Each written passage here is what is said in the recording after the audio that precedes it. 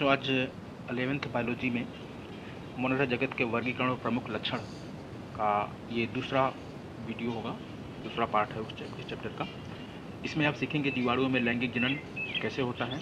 3 विधियों को बताया गया है, कॉन्जुगेशन, ट्रांसफॉर्मेशन एंड ट्रांसडक्शन। इसके बारे में तीनों विधियों को जानेंगे और तीनों विधियों की खोज किस किस वैज्ञानिक ने की वो जानेंगे। बहुत ही इंपॉर्टेंट है, परीक्षा में अवश्य पूछा जाता है।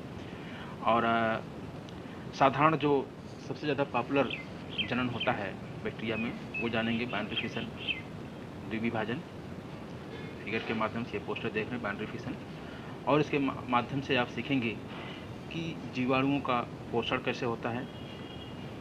ठीक है, देख रहे हैं ये विभिन्न विधियों के बारे में विशेष रूप से, और इसको समझेंगे पारक्रमण, जैसे ट्रांसडक्शन कहते हैं, प्रयोगों के द्वारा अनेक स्टेप में इसको आप सीख पाएंगे। बहुत ही महत्वपूर्ण वीडियो होगा आज का। रूपांतरण, ट्रांसफॉर्मेशन किसे कहते हैं, लैंगिक जनन की तीनों विधियाँ, ये विशेष रूप से देखो दिया गया है।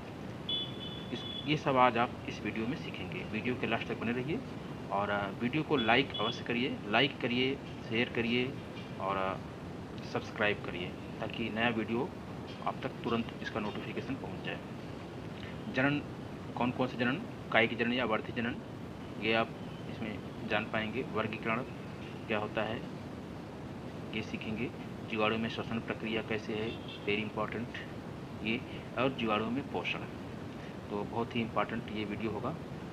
चैप्टर आपको हमने बता दिया, जीवाणुओं का पोषण मुख्य रूप से आज का शुरुआती है। ये चैप्टर होगा जगत मोनेरा, वर्गीकरण में प्रमुख लक्षण। तो इस वीडियो से आज आप सीखेंगे, ठीक है। तो शुरू करते हैं। जीवाणु पोषण, जीवाणु पोषण यानी बैक्टीरियल न्यूट्रिशन कैसे होता है। जीवाणुओं का 2 प्रकार होता है पोषण के आधार पे, जिसको हम परपोषी हेटरोट्रॉफिक और स्वपोषी ऑटोट्रॉफिक में रखते हैं। 2 वर्गों में, 2 प्रकार के समूह में। अब इसमें देखो, ये ग्राफ के माध्यम से जीवाणु पोषण को पहले स्वपोषी ऑटोट्रॉफिक और फिर परपोषी को रख दिया गया है।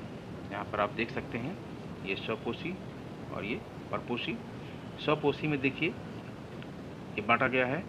सबसे पहले तो 2 भाग में बांट दिया गया, प्रकाश स्वपोषी, फोटो ऑटोट्रॉफिक या फोटोसिंथेटिक, और दूसरा ये बांट दिया गया है ये कीमियो ऑटोट्रॉफिक या कीमोसिंथेटिक, यानी कि रसायन स्वपोषी। तो स्वपोषी 2 प्रकार के होते हैं, प्रकाश स्वपोषी और रसायन स्वपोषी। कहने का मतलब जो प्रकाश के द्वारा अपना भोजन तैयार करते हैं उसे प्रकाश स्वपोषी, फोटोसिंथेटिक भी कहते हैं। और एक रसायन यानी कि तत्वों, केमिकल के माध्यम से, रसायनों के माध्यम से बहुत सारे होते हैं जिनका उपयोग करके वो ऊर्जा को प्राप्त करते हैं, अपना पोषण प्राप्त करते हैं, उनको रसायन स्वपोषी या कीमोसिंथेटिक कहते हैं। ठीक, अब इसमें देखिए कि इसमें जो दिया हुआ है कि रसायन स्वपोषी और प्रकाश संश्लेषी, इनमें सबसे पहले प्रकाश स्वपोषी को 2 भागों में बांट दिया गया, एक बैगनी लाल जीवाणु और दूसरा हरे जीवाणु। ठीक है, ये प्रकाश संश्लेषी। जब भी नाम आए बैगनी या लाल जीवाणु या हरे जीवाणु, तो ये प्रकाश संश्लेषी होते हैं। इनमें जो कलर दिया हुआ है, कलर का मतलब प्रकाश संश्लेषी। ये जो इनको जैसे पौधों में होता है क्लोरोफिल से पौधे की पत्तियां हरे होते हैं, वो प्रकाश संश्लेषण में भाग लेते हैं। उसी तरह से ये जो बैगनी या लाल जीवाणु है, या ये इनका जो है कि फोटोसिंथेटिक एपरेटस है, फोटोसिंथेटिक पिगमेंट इसमें रहते हैं, जिससे ये अपना प्रकाश में भोजन प्राप्त कर लेते हैं। तो बैगनी यानी कि पर्पल, लाल जीवाणु यानी कि रेड बैक्टीरिया, और हरे जीवाणु ग्रीन बैक्टीरिया। ठीक है। रसायन स्वपोषी में देखिए ये 4 प्रकार के होते हैं। ठीक, कौन कौन, नाइट्रिकारी जीवाणु देख रहे हैं आप, नाइट्रिकारी जीवाणु, नाइट्रीफाइंग बैक्टीरिया, लौह जीवाणु, आयरन बैक्टीरिया। यह बात हमने बताया कि रसायन तत्वों का उपयोग करके ऊर्जा का उपयोग करते हैं, यूज करते हैं। और हाइड्रोजन जीवाणु, हाइड्रोजन बैक्टीरिया, गंधक जीवाणु जिसे सल्फर बैक्टीरिया के नाम जानते हैं। ये रसायन स्वपोषी। जब भी रसायनों का नाम आवे, किसी तत्वों का नाम आए, तो समझ लीजिए कि वो रसायन स्वपोषी बैक्टीरिया हैं। और कलर से नाम से आए, रंग के नाम से बैगनी जीवाणु, लाल जीवाणु, हरे जीवाणु, दिए समझ जाइए कि प्रकाश स्वपोषी बैक्टीरिया हैं। ठीक, अब यहाँ पर देखिए परपोषी। परपोषी 3 प्रकार के, एक परजीवी पैरासिटिक, मृतोपजीवी सेप्रोफाइट, और सहजीवी सिम्बियोटिक। ये 3 ही प्रकार के हैं। तो इन तीनों के बारे में अध्ययन करेंगे बारी बारी से। सबसे पहले प्रकाश स्वपोषी। चलो सबसे पहले परपोसी ही शुरू करते हैं। तो परपोसी में हेटरोट्रॉफिक बैक्टीरिया जिसे कहते हैं, जो अपना भोजन स्वयं नहीं बना सकते हैं, दूसरों पर निर्भर करते हैं, उसे परपोसी कहते हैं। अधिकतर जीवाणुओं में पर्णहरिम नहीं होता, यानी क्लोरोफिल नहीं होता, अतः ये पौधे और जंतुओं से भोजन लेते हैं। भोजन के लिए तो किसी दूसरे पर डिपेंड रहना ही होगा। इन्हें 3 भागों में बांटा जा सकता है। परजीवी, परजीवी किसे कहते हैं? ये जीवाणु भोजन की आवश्यकता के लिए अन्य जीवों पर परजीवी के रूप में वास करते हैं, इसलिए इसे हम परजीवी कहते हैं। ये मनुष्यों में बीमारियां फैलाते हैं, बीमारी उत्पन्न करते हैं, जैसे टाइफाइड है, ठीक है, प्रदूषित जल से, प्रदूषित भोजन से टाइफाइड होता है, उसके माध्यम से ये पहुंच जाते हैं मनुष्य के शरीर के अंदर। दूसरा है टिटनेस, ये भी तपेदिक, निमोनिया, ये ऐसे बहुत सारे रोग होते हैं। जितने भी बैक्टीरियल डिजीज होते हैं उत्पन्न करने वाले बीमारियों को, ऐसे बीमारियों को उत्पन्न करने वाले ये बैक्टीरिया जो होते हैं वो परपोषी होते हैं। ठीक। मृतोपजीवी, सेप्रोफाइट, ये मृत कार्बनिक पदार्थों से अपना भोजन लेते हैं। उदाहरण सड़े गले पदार्थ, चमड़ा, खाद्य पदार्थ, अचार, रोटी, फल, मुरब्बा आदि से अपना भोजन लेते हैं और ये भोजन को सड़ाने का काम करते हैं, खराब कर देते हैं। तीसरा है सहजीवी, सिम्बियोटिक, सहजीवी, शब्दों से देख लीजिए, सहजीवी, साथ साथ रहने वाले। कुछ जीवाणु दूसरे पौधों और जंतुओं के साथ रहते हैं और एक दूसरे को लाभ पहुंचाते हैं, ठीक है, इस प्रकार के जीवन को सहजीवन कहते हैं। ये छोटी सी परिभाषा। इस प्रकार से रहने वाले दोनों जीवों को सहजीवी कहते हैं, क्योंकि वो एक दूसरे को लाभ पहुंचाते हैं, किसी को हानि नहीं पहुंचाते हैं। जैसे राइजोबियम लेग्यूमिनोसोरम, जो लेग्यूमिनेसी दलहनी फसल, लेग्यूमिनेसी मतलब दलहनी फसल, जैसे अरहर, मटर, चना, ये सब फसलें जो है दलहनी फसल है, इसको लेग्यूमिनेसी प्लांट, लेग्यूमिनस प्लांट बोलते हैं। इस लेग्यूमिनेसी कुल के पौधों की जड़ों में रहते हैं। छोटे छोटे अगर जड़ों को उखाड़ो तो उसमें छोटे छोटे गांठ गोल गोल होते हैं, वो राइजोबियम उसमें रहते हैं, राइजोबियम बैक्टीरिया। ये जीवाणु वायुमंडल की नाइट्रोजन, सबसे ज़्यादा वायुमंडल में क्या है, नाइट्रोजन होता है, तो वायुमंडल की नाइट्रोजन का यौगिकीकरण यानी कि फिक्सेशन करते हैं, जो पौधों के काम आती है। और बदले में पौधे क्या करते हैं, जीवाणुओं को कार्बोहाइड्रेट देते हैं। जो फोटोसिंथेसिस प्रक्रिया पौधे करते हैं, उसके बदले में वो जो भोजन पहुंचता है जड़ों तक, उसका ये पोषण, उससे पोषण लेते हैं बैक्टीरिया, और बदले में उसको नाइट्रोजन देते हैं। देखा होगा फसलों में नाइट्रोजन, यूरिया डाला जाता है तो फसल बड़ी तेज़ी से ग्रोथ करती है, हरे हरे हो जाते हैं, तो नाइट्रोजन उनको मिलता है। तो ये वायुमंडल की नाइट्रोजन को स्वतः उनको पैदा करते हैं, तो इसके लिए उन्हें ऐसे पौधों में, दलहनी फसलों में यूरिया की कोई आवश्यकता नहीं है। तो ऐसे सहजीवी बैक्टीरिया काफ़ी फायदेमंद होते हैं, इनका आर्थिक महत्व भी है। सहजीवन का एक अन्य उदाहरण और भी है, सिनर्जिस। इसमें सहजीवन क्रिया 2 जीवाणुओं द्वारा मिलकर पूरी होती है। उदाहरण दांत उतक, डेंटल टिश्यू की ट्रेंच माउथ बीमारी 2 भिन्न जीवाणुओं द्वारा होती है। अब आ जाइए स्वपोषी, ठीक है।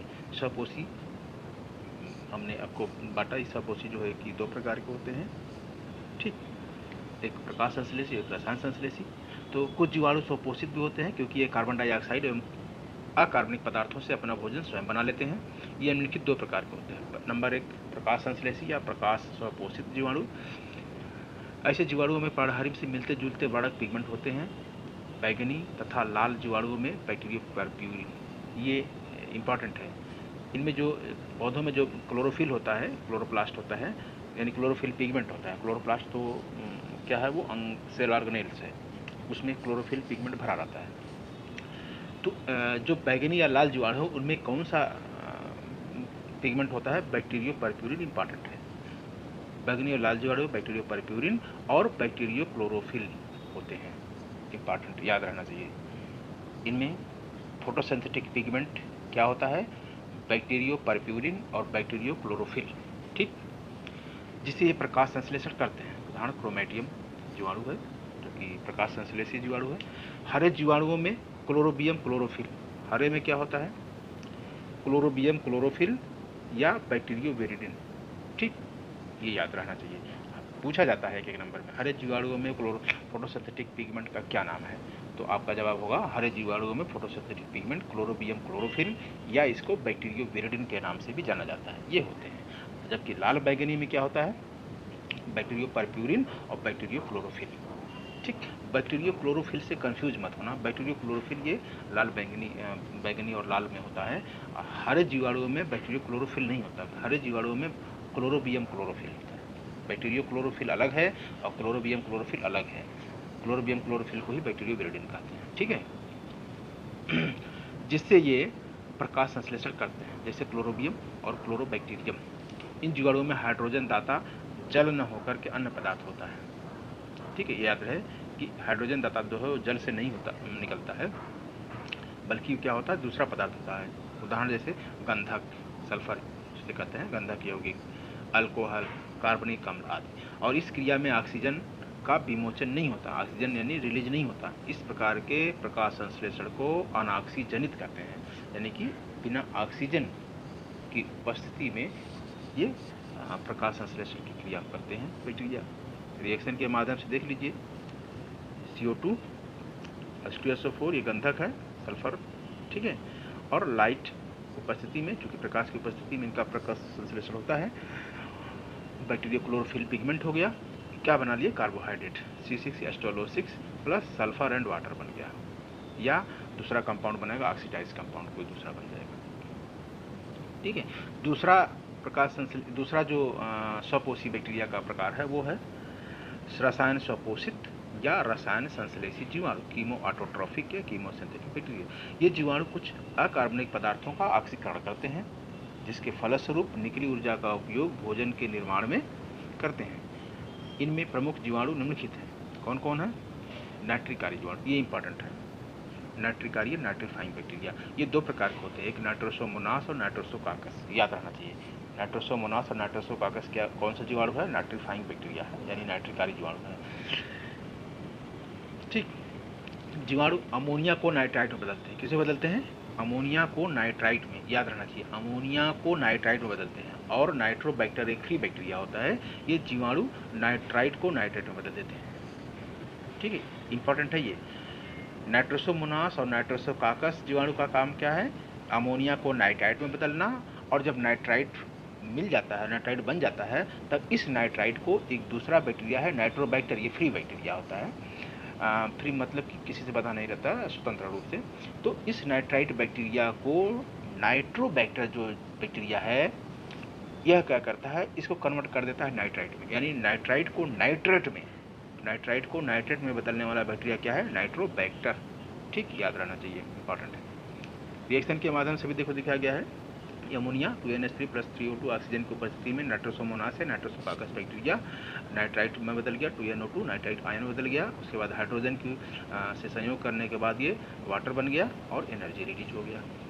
फिर अब इस नाइट्राइट आयन को नाइट्रोबैक्टर, ये देखो नाइट्रोबैक्टर है, नाइट्रोबैक्टर बैक्टीरिया ऑक्सीजन की उपस्थिति में क्या करता है? नाइट्रेट 2NO3 नाइट्रेट में कन्वर्ट कर देता है और एनर्जी बनता है। ठीक, लौह जीवाणु, आयरन बैक्टीरिया जिसे कहते हैं, ये जीवाणु ऐसे जल में रहते हैं जिसमें लोहे के यौगिक उपस्थित हों।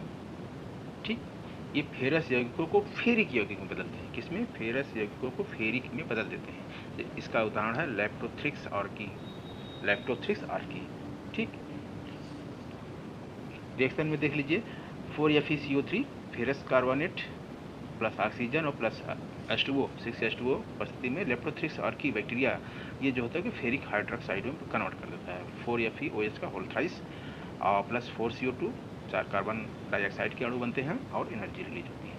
ठीक है, अगला बैक्टीरिया है, ये हो गया हाइड्रोजन जीवाणु, मिथेनोजन बैक्टीरिया जो है कि मीथेन हाइड्रोजन जीवाणु, इसी को मिथेनोजन बोलते हैं। ये बैक्टीरिया मीथेन गैस का प्रोडक्शन करते हैं। हाइड्रोजन बैक्टीरिया या मिथेनोजेंस बहुत ही पुराने बैक्टीरिया होते हैं, आर्की बैक्टीरिया। ये जीवाणु मृदा की हाइड्रोजन को मेथेन एवं जल में बदल देते हैं। मृदा की हाइड्रोजन को, मिट्टी में जो हाइड्रोजन उपस्थित होता है उसको मेथेन और जल में बदल देते हैं। कौन से बैक्टीरिया है ये? बैसिलस पेंटोट्रॉप्स, याद रहना चाहिए, ये मिथेनोजन बैक्टीरिया है। गोबर गैस प्लांट में ये सब यही बैक्टीरिया मिलते हैं। और दूसरा है हाइड्रोजिनोमिनास भी ये मीथेन गैस का उत्पादन करता है। गोबर गैस प्लांट गांव में आपने देखा होगा, लगा रहता है, उसमें यही बैक्टीरिया जो होता है कि मीथेन गैस का प्रोडक्शन करते हैं।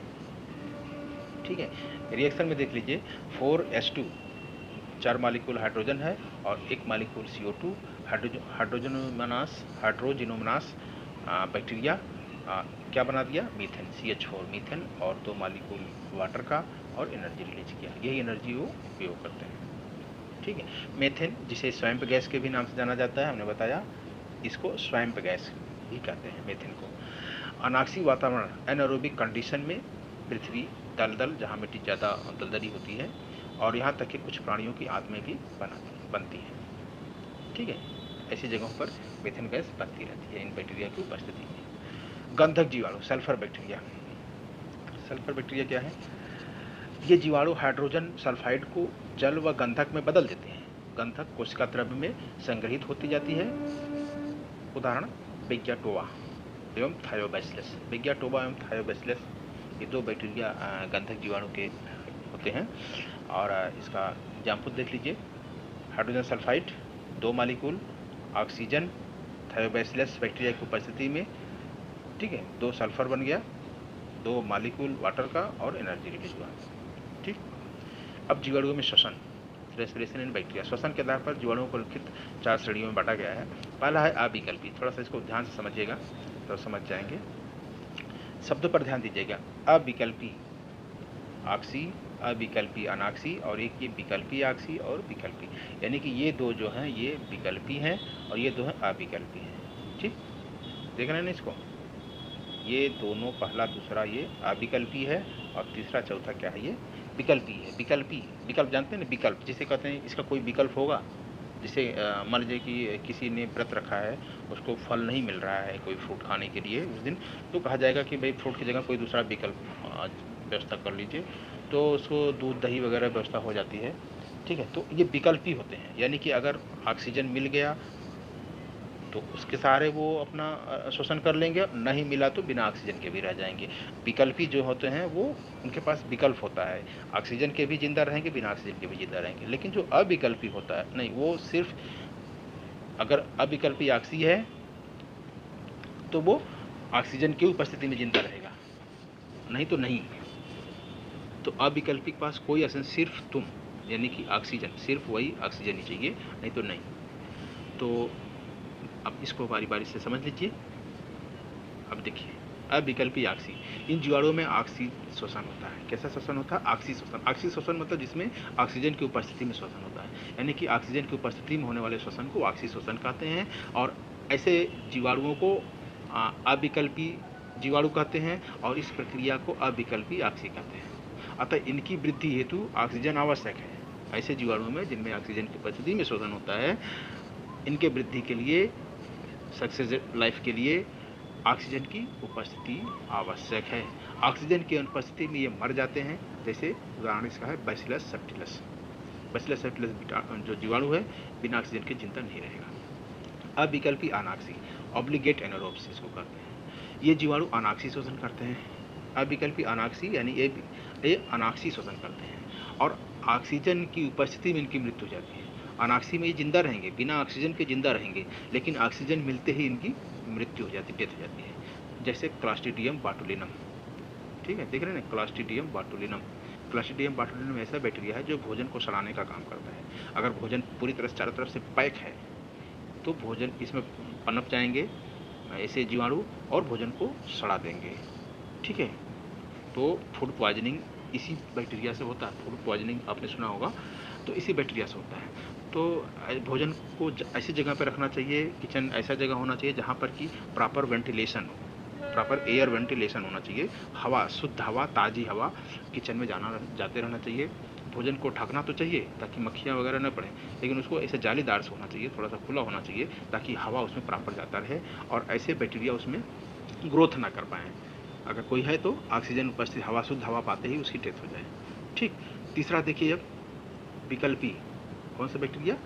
विकल्पी ऑक्सी। ये जीवाणु प्रारंभिक दशा में अनाक्सी होते हैं। उल्टा है, विकल्पी ऑक्सी। विकल्पी ऑक्सी मतलब ये इनका विकल्प होता है ऑक्सीजन, लेकिन वास्तव में ये क्या होते हैं? अनाक्सी होते हैं। विकल्पी ऑक्सी मतलब ये अनाक्सी होते हैं, बिना ऑक्सीजन के शोषण करने वाले होते हैं, लेकिन ज़रूरत पड़ने पर ये ऑक्सी शोषण भी कर सकते हैं। ठीक है, अगर विशेष परिस्थितियाँ आ गई कि ऑक्सीजन में भी ये अगर इनको प्रोवाइड करा दिया गया तो उसमें भी शोषण कर लेंगे, यानी इनकी डेथ नहीं होगी। जैसे प्रकाश संश्लेषी जीवाणु। ठीक है, जितने भी फोटोसिंथेटिक बैक्टीरिया हैं वो सब क्या होते हैं? विकल्पी ऑक्सी होते हैं, फैकल्टेटिव एरोब्स। ठीक है, अब चौथा देख लीजिए, विकल्पी अनाक्सी, फैकल्टेटिव एनारोब्स, यानी कि प्रारंभिक दिशा में ये अनाक्सी लिखा है ना, ये ऑक्सी होते हैं। प्रारंभिक दिशा में ये जीवाणु क्या होते हैं? ऑक्सी होते हैं। ठीक, यानी कि ऑक्सीजन में ही इनका सामान्य श्वसन होता है, लेकिन यदि ऑक्सीजन नहीं मिलता है तो ये बिना ऑक्सीजन के भी जिंदा रह सकते हैं, बिना ऑक्सीजन के भी श्वसन कर सकते हैं, यानी कि ये अनाक्सीय श्वसन भी कर सकते हैं, जैसे क्लॉस्ट्रीडियम टिटोनी। ठीक है, तो इनके लिए जो विकल्पी वाले हैं इनके लिए ऑक्सीजन रहे या ना रहे श्वसन कर सकते हैं, लेकिन अविकल्पी में दिक्कत होती है। ठीक, अब जीवाणुओं का वर्गीकरण। जीवाणुओं का वर्गीकरण ये बोर्ड की परीक्षा से बहुत खास नहीं है, फिर भी आप जान लीजिए क्योंकि कोर्स में है ये। जीवाणु का छोटा आकार होने के कारण इनका वर्गीकरण करना कठिन रहता है। एक वर्गीय वैज्ञानिक थे, उन्होंने वर्गीकरण किया और इस वर्गीकरण को अधिकांश वैज्ञानिकों ने स्वीकृत भी किया, माना इसको। तो उनके अनुसार देखो ये प्रमुख समूह हैं जीवाणुओं के, जिसे ग्रुप 1 से लेके ग्रुप 9 तक। ठीक है, तो पूछा तो नहीं जाता है, कभी कभी पूछ लिया जाता है, तो सेशन नज़र से आप इसको स्क्रीनशॉट, चलते वीडियो से स्क्रीनशॉट ले लेंगे और इसको आप पढ़ सकते हैं। फिर भी मैं थोड़ा सा बता दे रहा हूँ इंपॉर्टेंट क्या है। जैसे कि ग्रुप 1 जो जितने भी फोटोट्रॉफिक बैक्टीरिया थे, प्रकाश संश्लेषी, उनको ग्रुप 1 में रख दिया। ग्लाइडिंग बैक्टीरिया जो कि ग्लाइड करते हैं, एक स्थान से दूसरे ग्लाइड करके चलते रहते हैं। ठीक है, शीथ्ड बैक्टीरिया, शीथ जो होता है। बडिंग एंड अपेंडिसेस बैक्टीरिया जो बडिंग करते हैं, उनका जनन बडिंग के द्वारा होता है। स्पायरोचीट बैक्टीरिया है, spiral curve bacteria, gram negative aerobic rods cocky, gram negative facultative, gram negative, मतलब कोई लक्षण के आधार पर उन्होंने एक एक ग्रुप बना दिया समूह। और 10वां ग्रुप है ग्राम नेगेटिव कॉकी, फिर ग्राम है ग्राम नेगेटिव एनरोब्स। ठीक है, ग्राम नेगेटिव, फिर मिथेन प्रोड्यूसिंग मिथेनोजन बैक्टीरिया। ठीक है, gram positive cocky, endospores farming rods cocky, gram positive asparagus. ठीक है, एस्पोरोजिनस है। और रॉड शेप्ड बैक्टीरिया, और एक्टिनोमाइसिटीज एंड रिलेटेड ऑर्गेनिज्म, और रिकेट्सी, और लास्ट वाला माइकोप्लाज्मा। ठीक है, इसमें बहुत सारे बैक्टीरिया जो कि बीमारी उत्पन्न करने वाले हैं, रिकेट्सी है, माइकोप्लाज्मा है, ये सब क्या है, बीमारियाँ पैदा करने वाले हैं। ठीक, ग्राम नेगेटिव भी इस तरह से होता है, पॉजिटिव भी उसी तरह से होता है। अब आ जाइए जनन में। बैक्टीरिया में जनन कैसे होता है, रिप्रोडक्शन इन बैक्टीरिया। जीवाणुओं में प्रायः अक्सर क्या होता है, वर्धी या कायिक जनन। वर्धी यानी शारीरिक रूप से 2 भागों में बढ़ जाना, उनका बॉडी पूरा सेल्स, चूँकि ये माइक्रोस्कोपिक 1 सेलेड होते हैं, एक कोशिका के बने होते हैं, तो ये इनकी कोशिका जो है कि 2 भागों में बढ़ जाती है, तो इसको वर्धी या कायिक जनन कहते हैं। और दूसरा है अलैंगिक यानी एसेक्सुअल, और तीसरा होता है अलिंगी यानी सेक्सुअल विधि द्वारा। तो देखा, पहला क्या है, पहला विधि है वर्धी या कायिक जनन, दूसरा है अलैंगिक जनन, और तीसरा है लैंगिक जनन, अलिंगी जनन कहते हैं। इन 3 विधियों द्वारा जीवाणुओं में जनन होता है। पहले लैंगिक जनन जीवाणु में नहीं होता था, बाद में वैज्ञानिकों ने, 3 वैज्ञानिक थे, उन्होंने खोजा कि नहीं, आधुनिक खोजा डिस्कवरी करके कि नहीं, जीवाणुओं में अब लैंगिक जनन निम्न 3 विधियों द्वारा हो सकता है। ठीक, तो कुछ जीवाणुओं में संयुग्मन कंजुगेशन द्वारा लैंगिक जनन या सेक्सुअल रिप्रोडक्शन होता है, ये हम आपको बताएंगे। ठीक, देखो पहले वर्धी या कायिक जनन, यह 2 विधियों द्वारा होता है। नंबर 1 मुकुलन द्वारा और नंबर 2 विखंडन द्वारा। मुकुलन मतलब कली निकलना, बाई बॉडी, जैसे कोई चीज़ कली निकल जाती है, जैसे आपने देखा होगा सूरन है, या अदरक देखा होगा, अदरक हर घर में आता है। ठीक है, अदरक में देखा होगा कि छोटे छोटे थोड़ा सा आउट ग्रोथ, एक छोटा सा संरचना निकला रहता है, उसको खट से तोड़ो तो टूट जाता है। इस तरह से बैक्टीरिया के सेल में एक थोड़ा सा उभार लिए निकल जाता है, और फिर बाद में वो अलग हो करके अपना पूरा सेल्स डेवलप कर लेता है, विकसित हो जाता है। तो मुकुलन जो है, ये बिस्ट तथा हेले वैज्ञानिक थे, इन्होंने इस पर काम किया था। उनके अनुसार बिगडी बैक्टीरियम बिफाइट्स में मुकुलन द्वारा जनन होता है। ठीक है, एक बैक्टीरिया है बिगडी बैक्टीरियम बिफाइट्स बैक्टीरिया, इसमें इन्होंने बताया कि इस बैक्टीरिया में जो जनन है वो मुकुलन द्वारा होता है। ठीक, बस जानते रहिए, परीक्षा में पूछा जाता है कि कायिक जनन कितने विधियों से होता है, तो आपको देना होगा, लिखना होगा कि मुकुलन द्वारा और विखंडन द्वारा, विखंडन विधि द्वारा। ये सबसे प्रायः मतलब सामान्य सी इनके लाइफ मुक्ति बड़ी तेजी से होता है। ये सभी प्रकार के जीवाणुओं में जनन की मुख्य और सामान्य विधि है। अनुकूल परिस्थितियों में जीवाणु कोशिका आकार में बढ़ती है, जीव द्रव्य मध्य में संकीर्ण तथा अनुप्रस्थ बन जाने के कारण 2 भागों में विभाजित हो जाती है।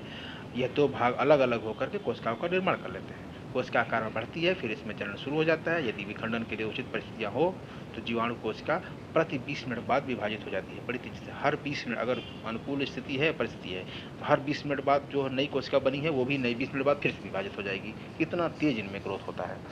ठीक है, अब ये फिगर के माध्यम से देख लीजिए, यहाँ पर फिगर देखिए, एक पूरा ये पूरा सेल है, ठीक है, बीच में इनका डीएनए मटेरियल, ठीक है। और ये क्या करते हैं, पहले ये लंबे होंगे, इस तरह से लंबाई में बड़े लंबे होंगे, फिर इनका बीच में जो साइटोप्लाज्म होता है पूरा बीच में से कंस्ट्रिक्शन देखो धंस रहा है, इस तरह से धंसता है, डंबल शेप हो जाता है, इस तरह से धंस जाता है, जैसे अंग्रेजी के 8 हो, इस तरह से धंसता है। और इनका जो क्रोमोसोम भी 2 भागों में पड़ जाता है, डीएनए मटेरियल 2 भागों में डिवाइड हो जाता है, और फिर बीच में भित्ति बन जाती है, ठीक है। और फिर ये अलग अलग, बीच में देखो भित्ति बन रही अलग अलग, फिर यहाँ से एक ये बन गया, एक ये बन गया, इस तरह से 1 से 2 बैक्टीरिया बन जाते हैं, ठीक है।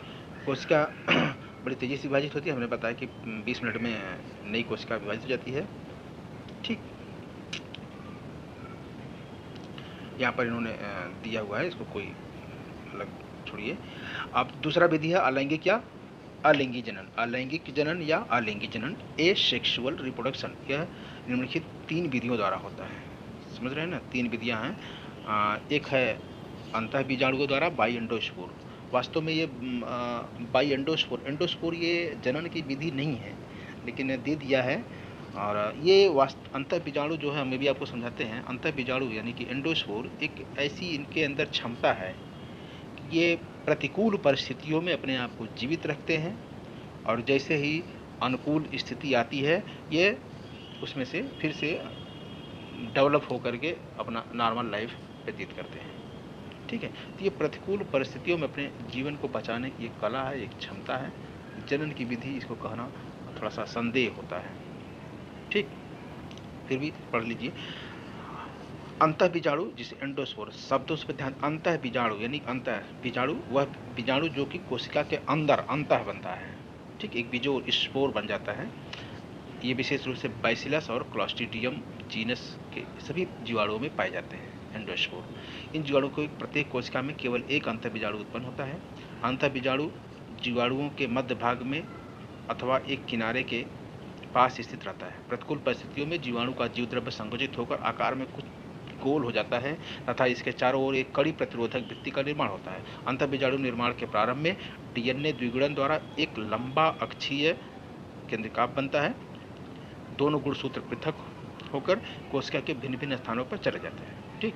अधिकांश जीवाणुओं में कोशिका के मध्य भाग में या किनारे में समीप अंतः बीजाणु बनता है।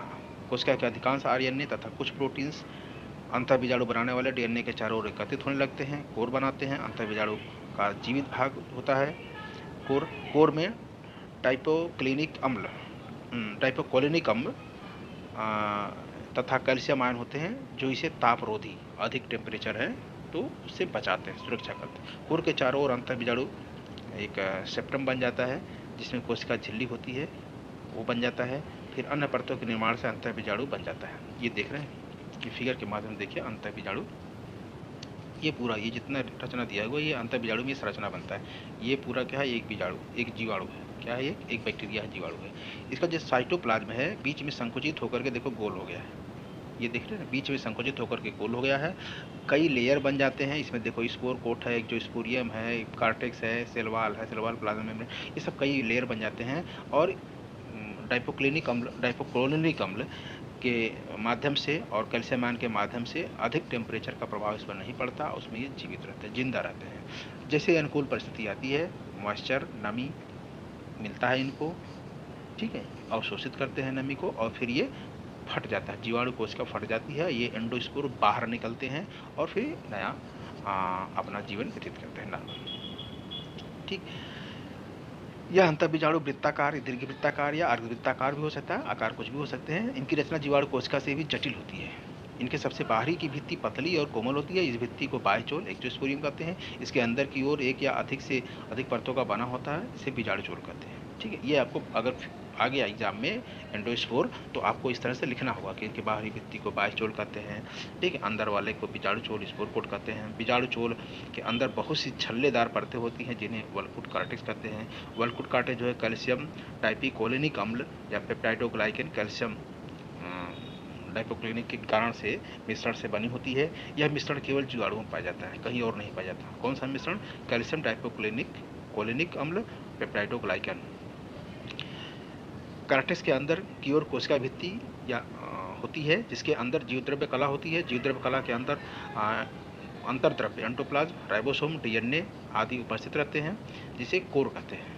प्रतिरोधक भित्ति के ऊपर गर्म जल, बर्फ, रासायनिक पदार्थों आदि का कोई प्रभाव नहीं होता। प्रतिकूल परिस्थितियों में अंतःबीजाणु सुप्त अवस्था में, मतलब सुप्त मतलब सोया हुआ रहता है, कोई एक्टिविटी, कोई क्रिया नहीं होती तथा अनुकूल परिस्थितियां आने पर प्रतिरोधक भित्ति टूट जाती है तथा जीवद्रव्य प्रोटोप्लाज्म एक जीवाणु के रूप में बाहर आ जाता है।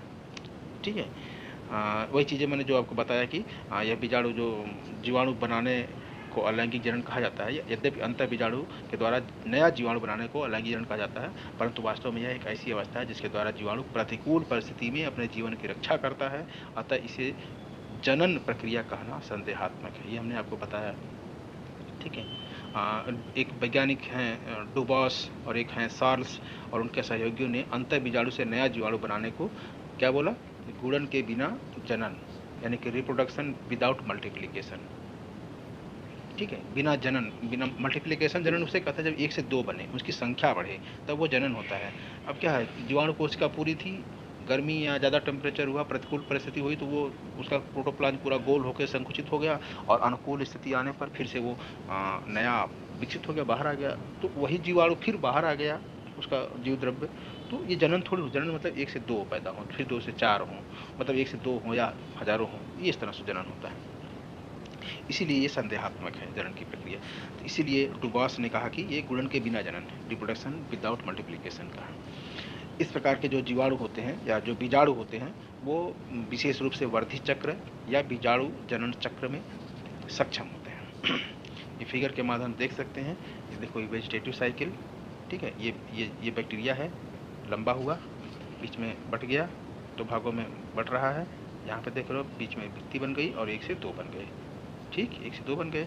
उसी तरह से ये स्पोरुलेशन साइकिल में, बीजाणु जनन चक्र में, ये वेजिटेटिव कायिक चक्र, वर्धी चक्र, इसमें देखो वही चीज़ें हैं। यहाँ से शुरू करते हैं, ये स्पोरुलेशन, ये एंडोस्पोर, देखो अंतः बीजाणु बना, देख रहे हैं अंतः बीजाणु बन गया, ये बन रहा प्रतिकूल परिस्थिति में यहाँ पर चला आया और उसके बाद फिर जब अनुकूल स्थिति आई तो बाहर की भित्ति फट रही है, ये बाहर निकला और फिर से यानी 1 से 1 ही। और यहाँ पर क्या है, देखो 1 से 2 बन गया, 1 से इसमें 2 बन रहा है, इसमें 1 ही बन रहा है। तो ये है एंडोस्पोर।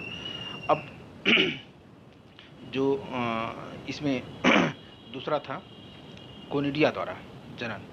पहला आपने देखा, आपने क्या था, मुकुलन वर्धी चक्र 2 प्रकार का होता है। कौन कौन, मुकुलन और जिसे बर्डिंग कहते हैं, और दूसरा क्या होता है, बाइनरी फिशन विभाजन, वर्धी कायिक चक्र।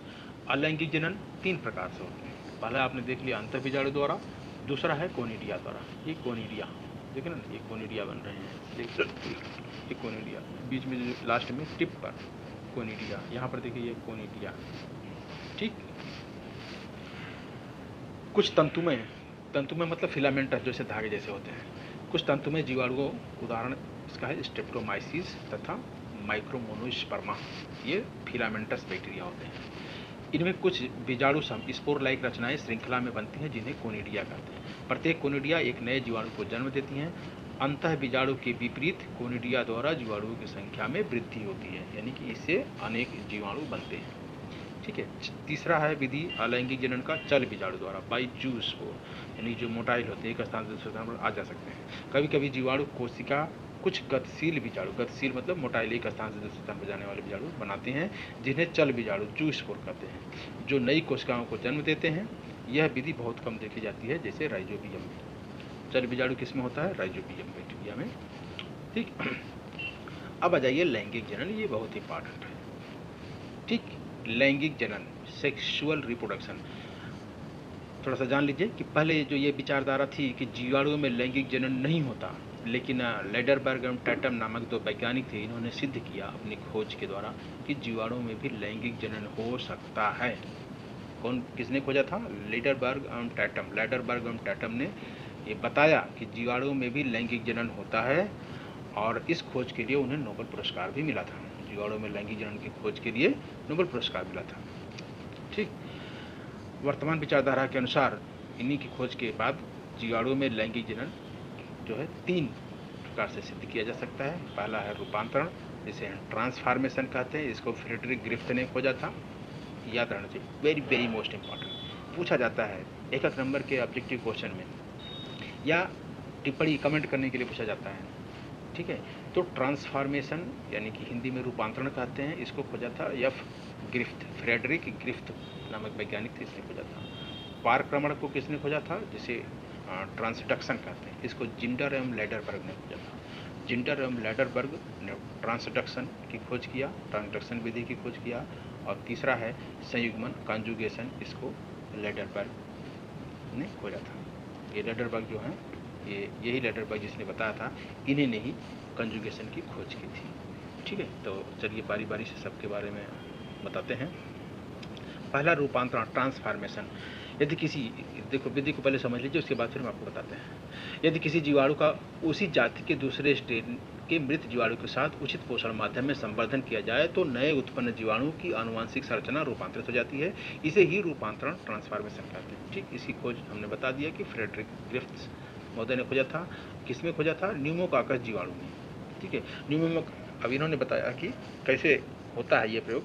न्यूमोकाकस जीवाणु दो प्रकार के होते हैं। ठीक, उनकी सेल्स जो होती है दो प्रकार, एक होती है कैप्सूल युक्त, यानी इसको बोलते हैं इनकैप्सुलेटेड, ये यस टाइप। यस इनकैप्सूल युक्त मतलब जो बाहर एक कैप्सूल होता है। तो ऐसे बैक्टीरिया की जो सेल होती है, कोशिका होती है, वो चिकनी होती है। यस टाइप मतलब smooth type, yes for smooth होता है। तथा दूसरा जो होता है कैप्सूल विहीन, यानी कि दूसरे बैक्टीरिया जो होते हैं न्यूमोकाकस के, वो विदाउट कैप्सूल के होते हैं। तो उनकी जो बाहर की लेयर होती है वो नॉन कैप्सुलेटेड अर्थात रफ टाइप की होती है। इसको आर टाइप शार्ट में लिखते हैं। रफ टाइप, आर टाइप मतलब रफ टाइप, खुरदुरी होती है। ठीक, अब देखिए यही चीज़ मैंने बता दिया, फिर भी आप एक बार पढ़ लीजिए। कैप्सूल युक्त बैक्टीरिया की पहचान, इनके चारों ओर संपूर्ण कैप्सूल होता है जिससे सतह चिकनी होती है। यह अवस्था चूहों के लिए घातक होती है। यदि इसे चूहों में प्रविष्ट कराया जाए तो इनके प्रभाव से चूहों में न्यूमोनिया रोग हो जाता है और उनकी मृत्यु हो जाती है। चूहों के प्रतिरक्षा तंत्र द्वारा स्रावित पदार्थ संपूर्ण कैप्सूल के कारण जीवाणु को हानि नहीं पहुंचाते हैं। इन जीवाणुओं के संवर्धन से एस टाइप कॉलोनी बनती है। दूसरा है कैप्सूल विहीन, नॉन कैप्सुलेटेड, जिसे आर टाइप बोलते हैं। इनके चारों ओर कैप्सूल नहीं होता, संपुट नहीं होता, जिससे सतह कुछ खुरदुरी होती है।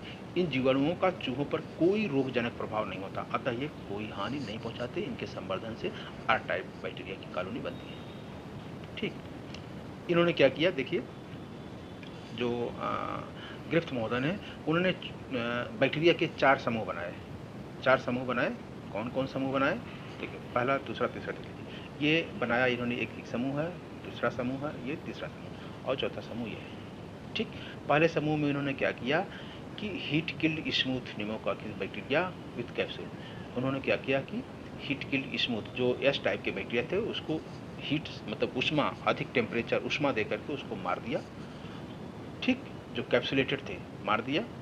और मारने के बाद जब उसको चूहे में इंजेक्ट कराया, चूहों में प्रवेश कराया, तो देखा यानी कि जो एस टाइप के बैक्टीरिया थे वो चूहों को बीमार कर देते हैं, लेकिन उसको गर्म उष्मा से, हीट से मार दिया है तो वो बीमार नहीं कर पाए। चूहों में जब इंजेक्ट कराया तो चूहे जिंदा रहे। ठीक, दूसरा था लाइव वायरुलेंट स्मूथ टाइप, यानी कि वही स्मूथ टाइप जो बैक्टीरिया है, कैप्सुलेटेड बैक्टीरिया है, उसको मारा नहीं, उसको जिंदा ही चूहों में जब करा दिया तो चूहे जो है मर गए।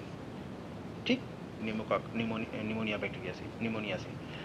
तीसरा समूह उन्होंने क्या किया कि लाइव, जिंदा और non virulent rough pneumococcus, rough bacteria जो रफ टाइप के थे, आर टाइप के, वो बीमार नहीं करते हैं, उनका कोई प्रभाव नहीं पड़ता चूहों पर। उसको क्या किया कि जिंदा चूहे प्रवेश कराया, तो जिंदे चूहा जो है जिंदा रहे, मरे नहीं।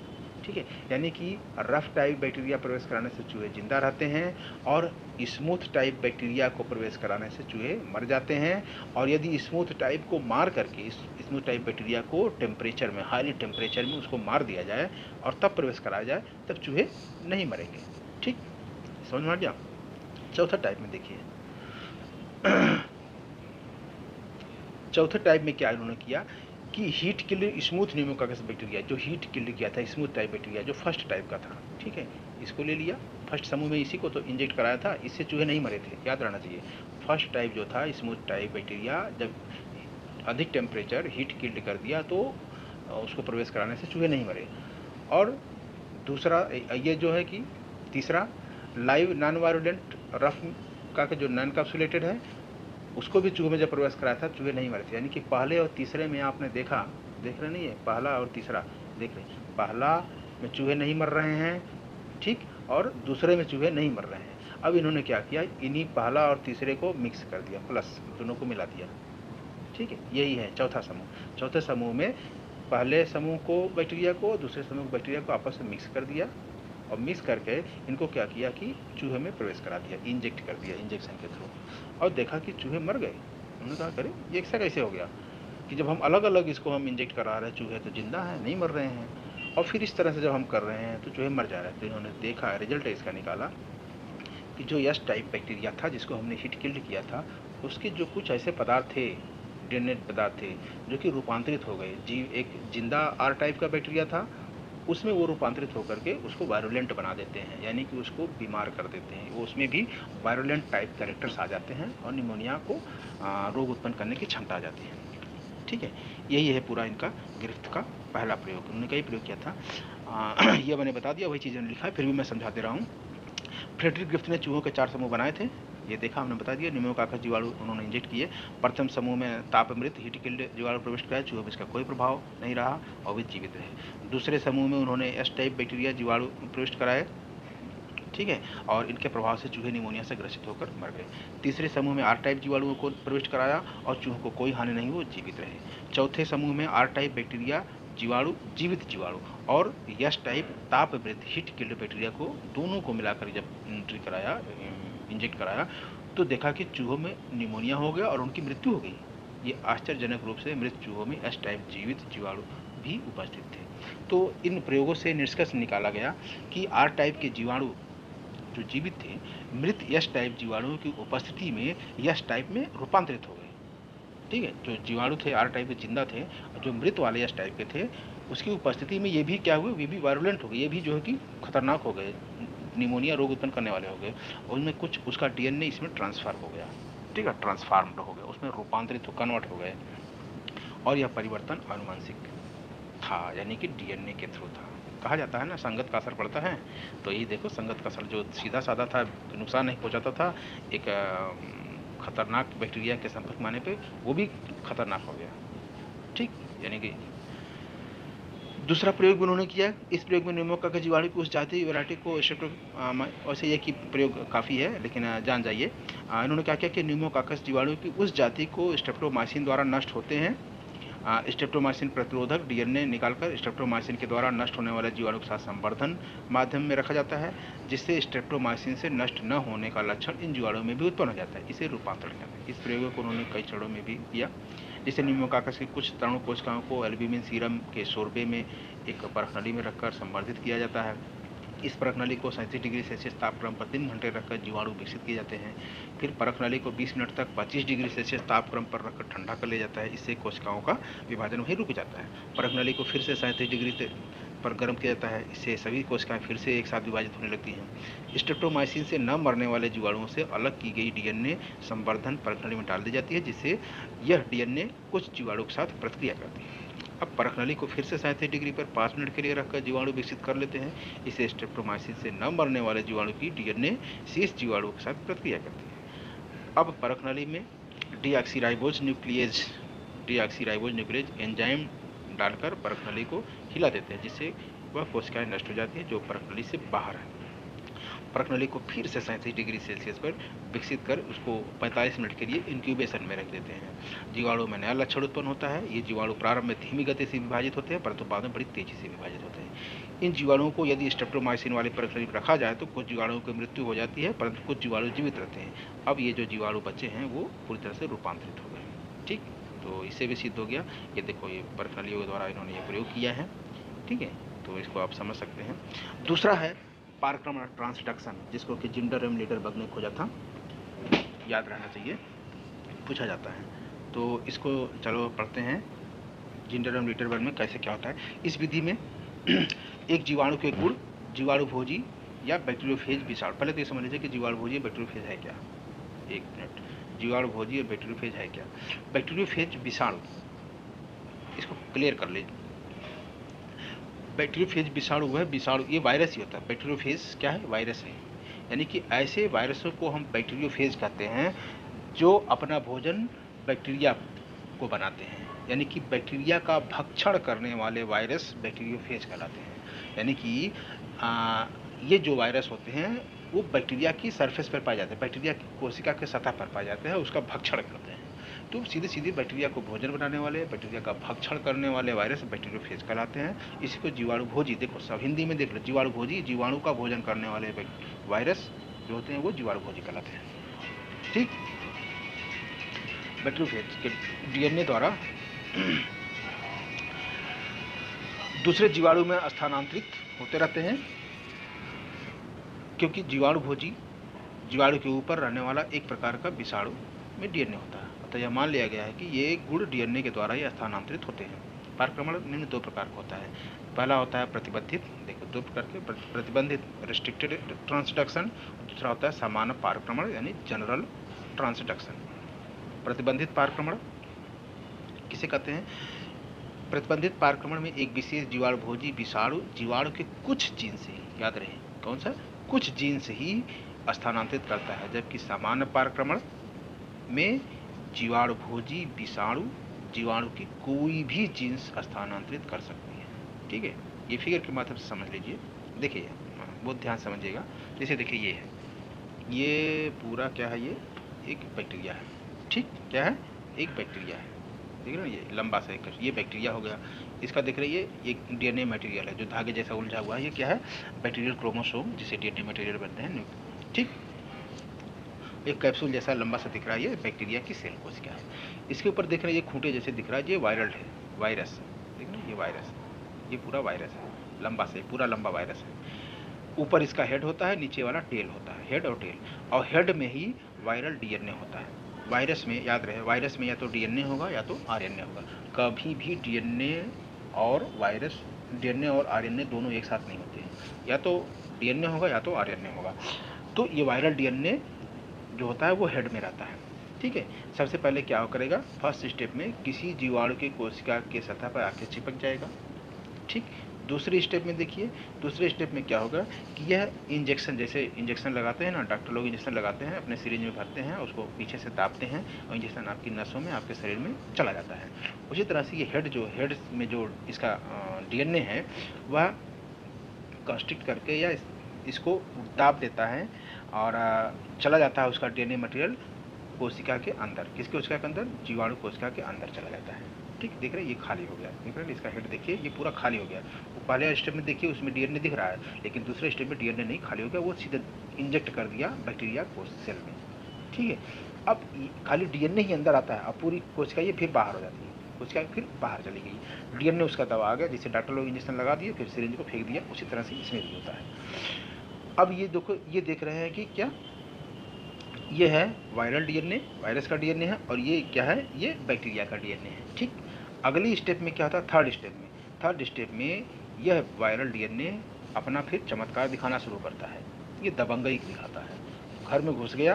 अब उसके बाद ये बैक्टीरिया के डीएनए को, बैक्टीरिया के गुणसूत्र को क्या करेगा, उसके साथ मिल जाएगा, मिलने के बाद उसको खंड खंड तोड़ देगा, खंड खंड तोड़ करके एकदम मिक्सचर कर देगा और उसके साथ अपना मिल जाएगा। ठीक, दबंगई यही है कि उसके घर में घुसा और बैक्टीरिया के डीएनए को खंड खंड तोड़ करके मिक्स करके एकदम मिला दिया, एकदम चटनी कर दिया, मिला दिया, मिक्सर बना दिया। ठीक है, ये देख रहे हैं वायरल डीएनए छोटे छोटे टुकड़ा ये भी हो गया, और ये बैक्टीरियल क्रोमोसोम ये भी छोटे छोटे टुकड़े खंड में हो गए, पूरी कोशिका इस तरह से। इसके बाद अगले स्टेप में क्या होता है कि यह जो अपनी कॉपी बनाना शुरू करता है, बैक्टीरिया कोशिका के अंदर अपनी ढेर कॉपी, जो देखा कवर खोल बाहर रह गया था, कौन सा खोल, ये कैप्सिड इसको बोलते हैं, बैक्टीरिया के ये पूरा कैप्सिड होता है, ये कवर बाहर रह गया था।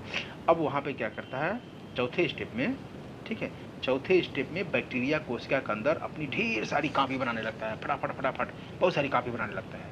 ये देख रहे हैं ना, ये 1 2 3 4 बहुत अनेक कॉपी देख रहे हैं, ये सब पूरी वायरस की कॉपियाँ बन गई। डीएनए मिक्स है, अब इनके अंदर वायरस का डीएनए है और बैक्टीरिया का डीएनए है। पहला जो वायरस आया था वो शुद्ध रूप से वायरल डीएनए था, लेकिन इनके अंदर जो ये इनकी कॉपी बन रही है, जनन जो हो रहा है, इसके अंदर वायरल डीएनए और बैक्टीरियल डीएनए दोनों होता है।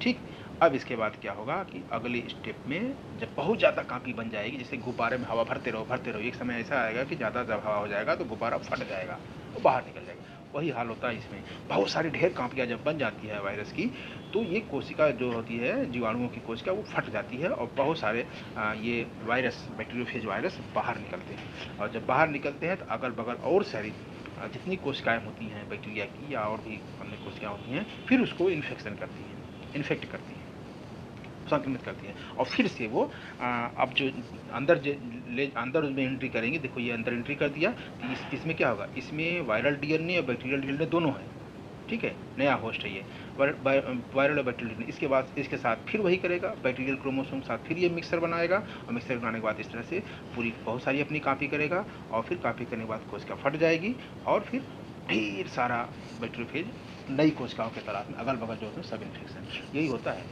यही होता है जब आदमी बीमार होता है। कोई एक बैक्टीरिया चला गया, कोई एक वायरस चला गया। वायरस जब जाता है तो आपकी एक कोशिका में एंट्री करता है और उस कोशिका में अपनी काफ़ी ढेर सारी बनाता है और जब वो बन जाता है, फट जाता है, बहुत सारे वायरस बन जाते हैं, फिर पूरे शरीर को धीरे धीरे फैलने लगता है।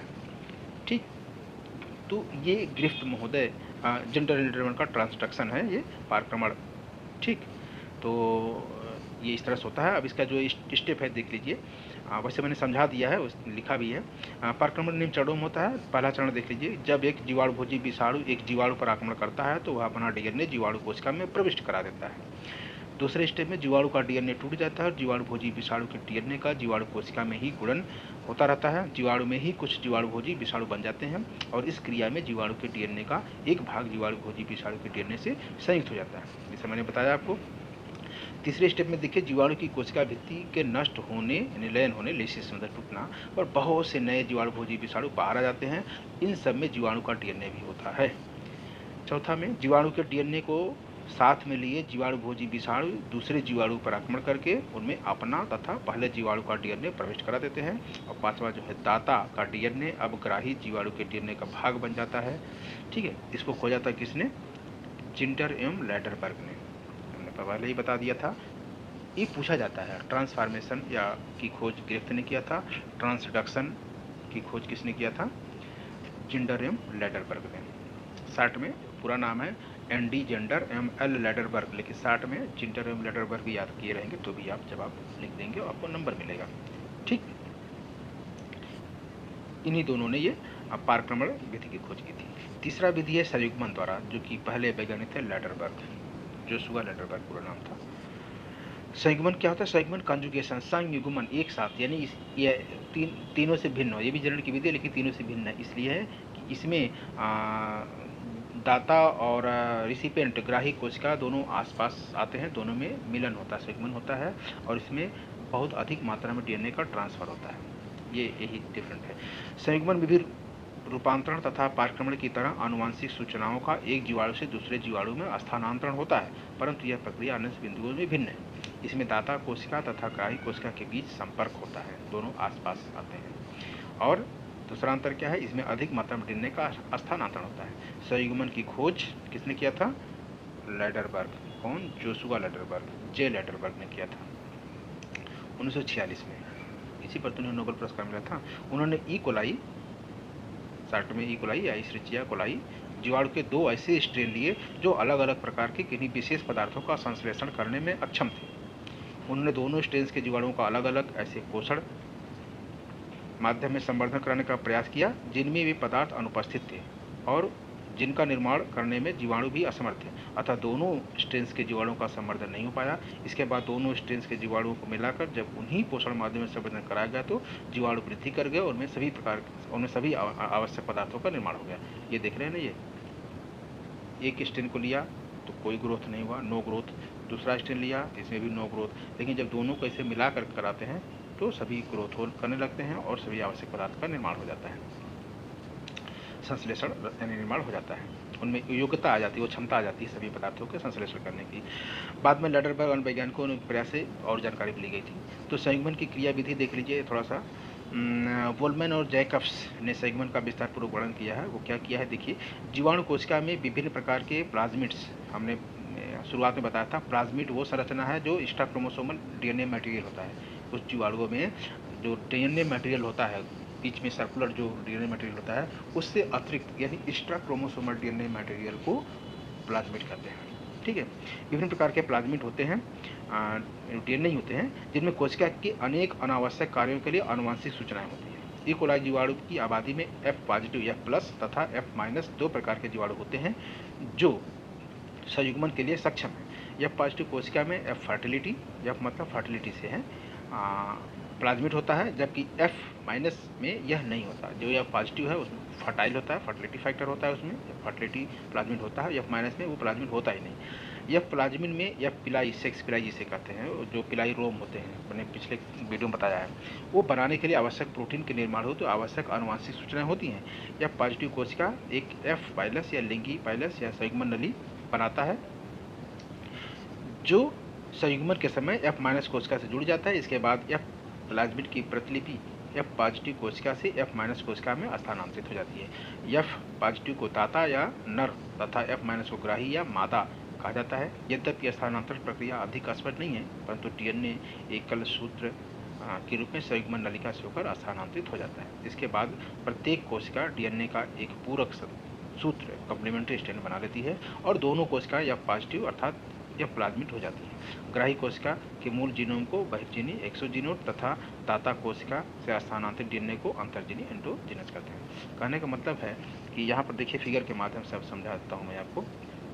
जैसे कि ये यहाँ पर F फैक्टर है, ये देखो ये प्लाज्मिड है, ठीक है, F फैक्टर है, ठीक है, और ये जो है कि माइनस, इसमें इसके साथ कोई अलग से सर्कुलर डीएनए नहीं है, ये माइनस, F-, ये मादा समझिए, ये नर समझिए, दोनों संयुग्मन करते हैं, एक साथ आते हैं पास पास, ये बीच में पिलाई बन रहा है, देखो ब्रिज बन रहा है ना पिलाई।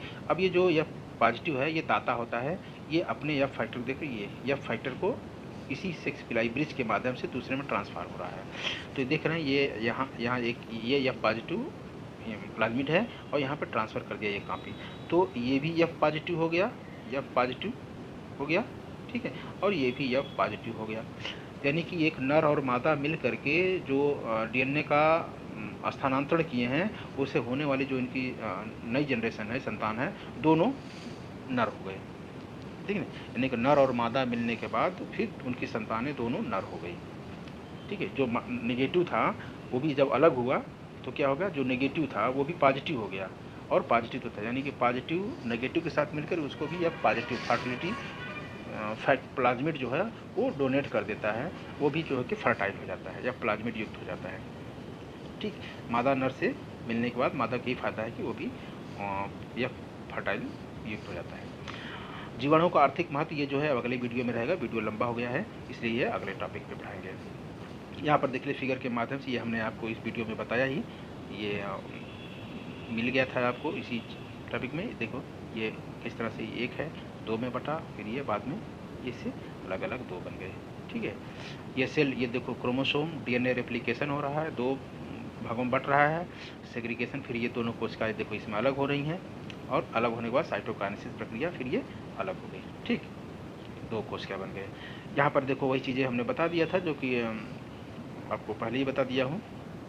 लैंगिक जनन प्रक्रिया, देखो ये लैंगिक जनन प्रक्रिया, ठीक, ट्रांसफॉर्मेशन गिफ्ट वाला, ठीक है, ये मैंने आपको पढ़ा दिया, समझा दिया है। तो उम्मीद करते हैं आप समझ गए।